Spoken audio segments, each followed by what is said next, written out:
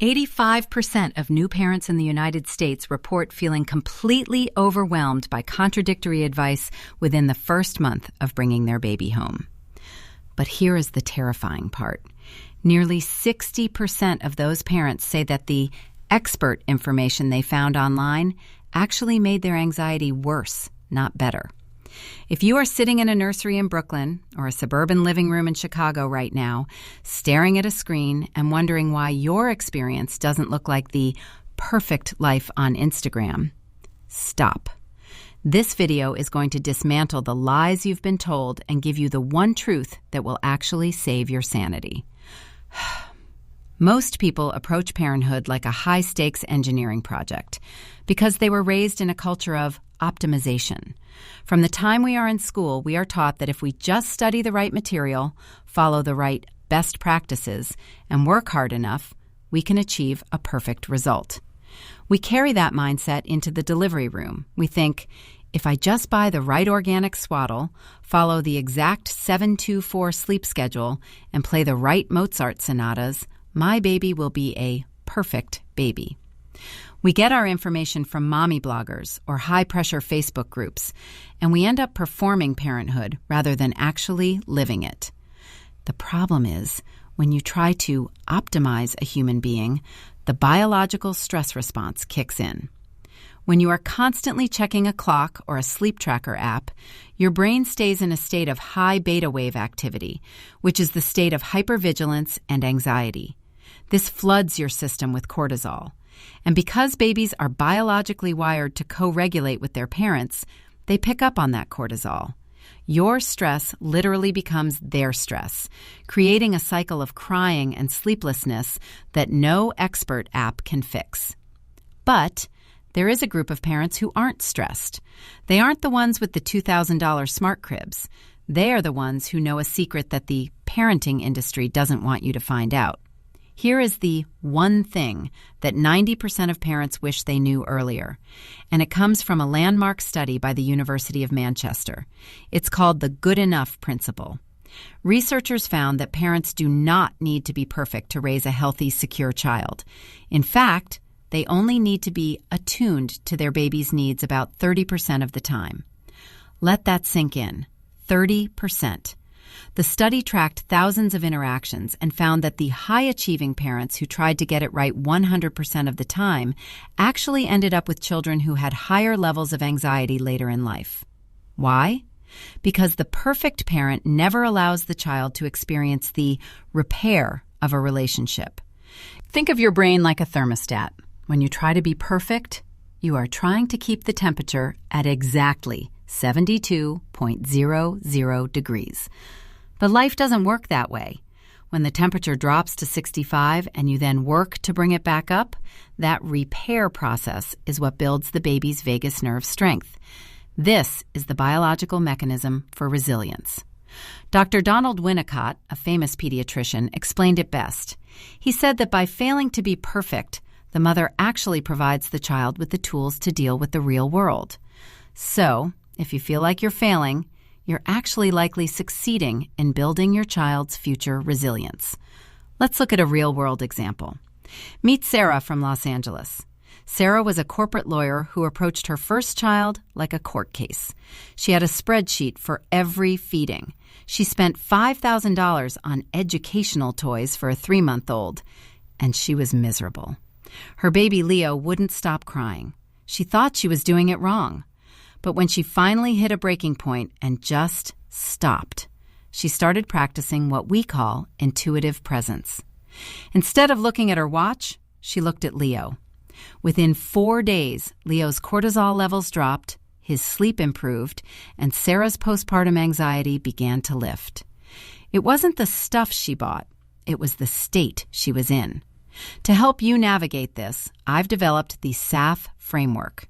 This is your roadmap to ditching the stress. S stands for self-regulation first. You've heard it before. Put on your own oxygen mask. If you are frantic, the baby cannot be calm. A stands for attunement over accuracy. It doesn't matter what the book says your baby should be doing at 2 p.m. What is the baby actually doing? F stands for flexibility as a rule. If the routine fails, let it go. And E stands for ease the expectations. Lower the bar, then lower it again. Let's break down step 1, self-regulation. Your goal is to stay in the window of tolerance. This takes about 5 minutes a day.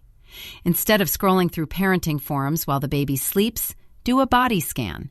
If your shoulders are at your ears, your baby will feel that tension when you pick them up. A common mistake here is thinking that self-care means a spa day. No, it means taking 3 deep breaths before you open the nursery door. It's about shifting your nervous system from fight or flight to rest and digest. You'll know you're doing it right when you can hear the baby cry and your first instinct isn't a heart rate spike, but a deep exhale. Step 2, attunement. This is the baby-led approach. In Chicago, there was a group of parents who participated in an observation study. They were told to do nothing but sit and watch their babies play for 10 minutes. No phones, no toys. They discovered that their babies were communicating constantly through micro cues. A slight turn of the head meant, I'm overstimulated. A specific hand gesture meant, I'm hungry. When these parents stopped trying to teach and started observing, the stress in the household evaporated. The wrong way is to try to force a baby into a schedule that works for your lifestyle. The right way is to let the baby's biology set the pace for the first 6 months. Now, let's talk about the advanced layer that the supermoms of Instagram don't tell you. It's called the social media filter. 99% of what you see online is a curated lie. Those aesthetic nurseries in Malibu with white rugs and no clutter, they are sets. They are not real life. When you compare your behind the scenes with someone else's highlight reel, you are triggering a dopamine deficit in your brain. This makes you feel inadequate, which makes you buy more stuff to compensate. The expert move is to unfollow anyone who makes you feel like your good enough isn't good enough. Here is your real-world roadmap for the next few months. In weeks 1 and 2, your only goal is survival and skin. That's it. If the dishes aren't done, leave them. If you haven't showered, who cares? The biological goal is oxytocin bonding. In weeks 3 and 4, you will face the information peak. This is when everyone starts giving you unsolicited advice. Your mother-in-law, the neighbor, the lady at the grocery store in Seattle. Your response should be a polite, "We're following our pediatrician's lead." This creates a boundary shield that protects your mental health. By months 2 and 3, you will start to see the rewiring. Your brain is actually physically changing.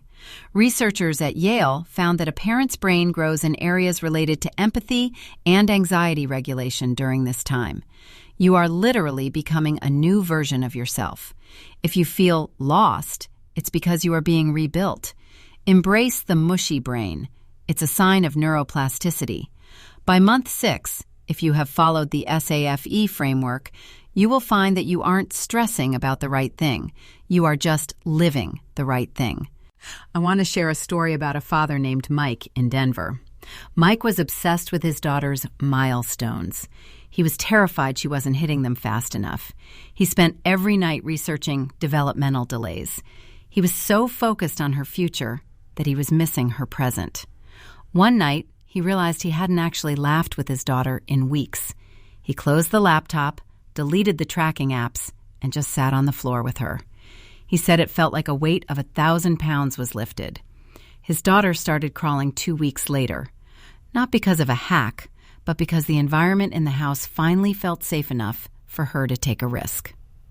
Let's troubleshoot the 3 biggest stress triggers. Problem 1, the sleep obsession. Everyone asks, is the baby sleeping through the night? This is a toxic question. Biologically, most babies aren't designed to sleep 8 hours straight until they are much older. The fix is to stop measuring success by sleep. Measure it by connection. Problem 2, the comparison trap. If your friend's baby is walking at 9 months and yours isn't, it doesn't mean anything. Einstein didn't talk until he was 3. Development is not a race. Problem 3, the perfect parent guilt. If you lose your cool and cry, good. You are showing your baby that emotions are real. That is a lesson more valuable than any sensory toy. To wrap this up, remember, the one thing you'll wish you knew earlier is that your baby doesn't want a perfect parent. They want a present one. Perfection is a wall. Presence is a bridge. Ditch the optimization mindset. Embrace the good enough principle. Follow the S.A.F.E framework. Self-regulate, attune, be flexible, and ease up. Your action step for today?